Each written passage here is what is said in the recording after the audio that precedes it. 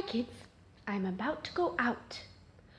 And what does a perfect teacher need to have in her bag before she goes out?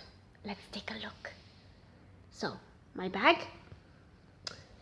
I need a book to read on the train. Then I need an apple, a juicy apple. Then I need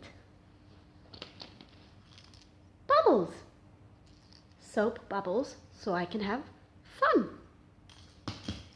Then I need lipstick. Lipstick. Then I need my sunglasses. Then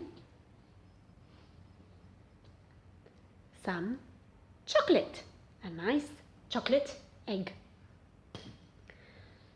And last, I need a microphone.